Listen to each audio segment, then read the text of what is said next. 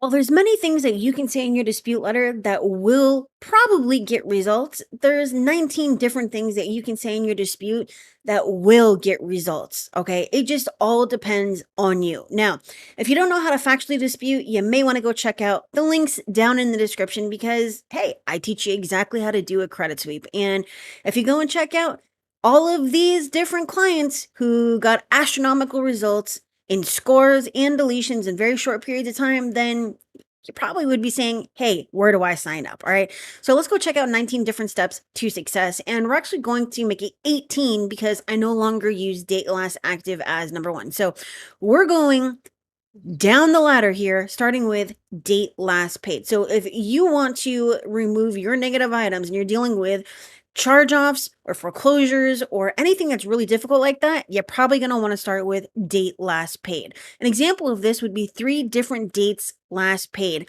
with 3 different years and 3 different months. Okay. That just doesn't fly. I don't care what you're disputing, but if that's what you're looking at, you need to start there.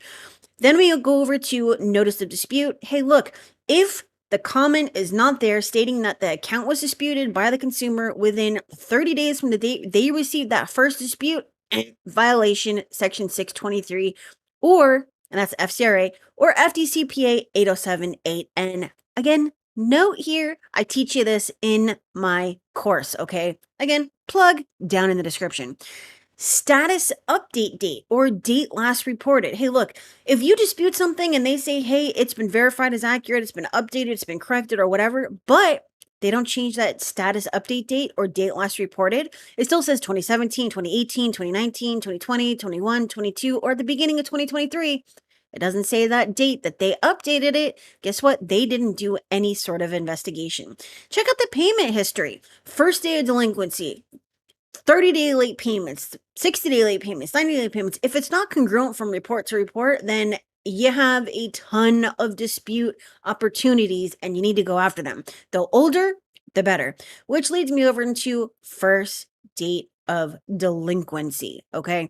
This is the date that stipulates when the account naturally falls off. All right. So you want to make sure that it's the actual date, and you can get the actual date by reaching out to the original data furnisher.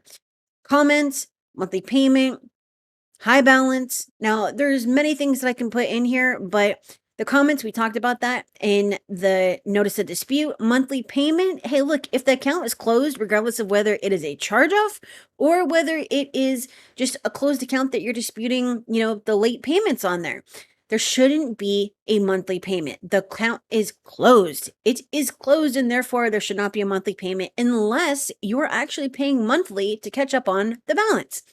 Now, the high balance, it should be the highest balance the account has ever been, and therefore the high balance cannot be lower than the balance. It should be equal to or higher than the balance.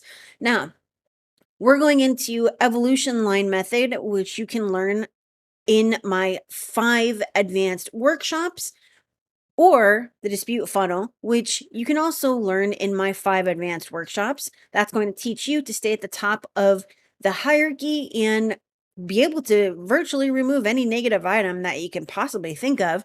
And the dispute funnel teaches you how to set the follow up so that you're telling and placing the bureaus exactly where you want them to. Okay.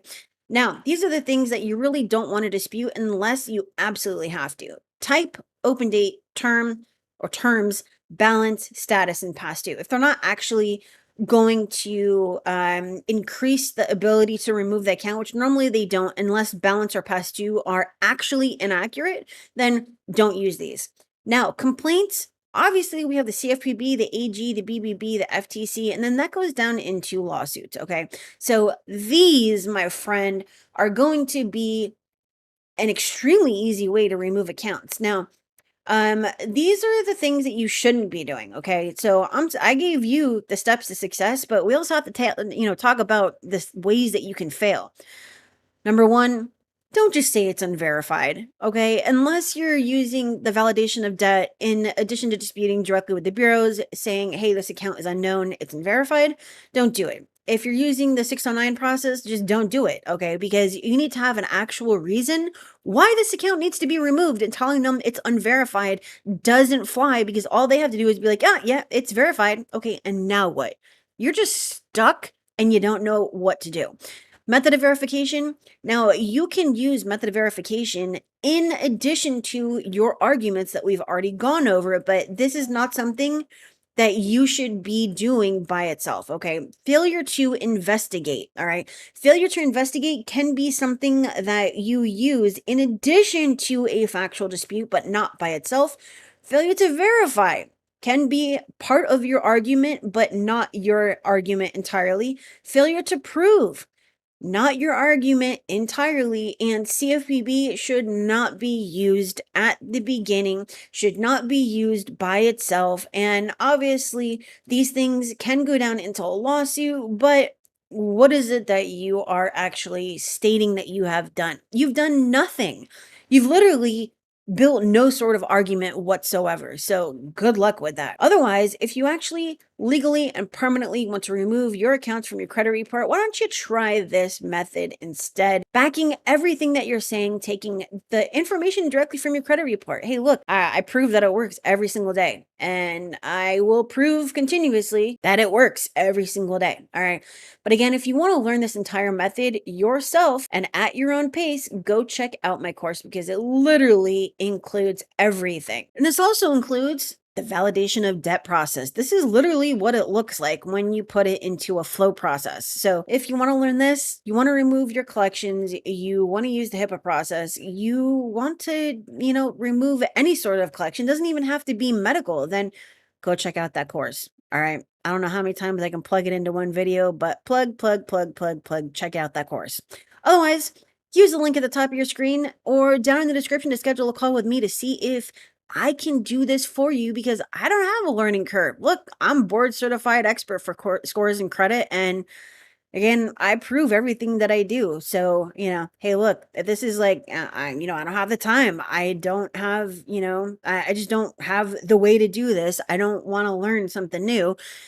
Then find out if I can do it for you. Or it's really as easy as jumping onto my calendar. We have a little bit of a conversation, and hey, if you sign up, then great. I'll help you out. All right, if I offer services to you. Otherwise, I will see you in the next video. Hope you have a great day and check out that live that I posted last night. Yeah, I went live at like 11:45 p.m. So go check that out. Links down in the description.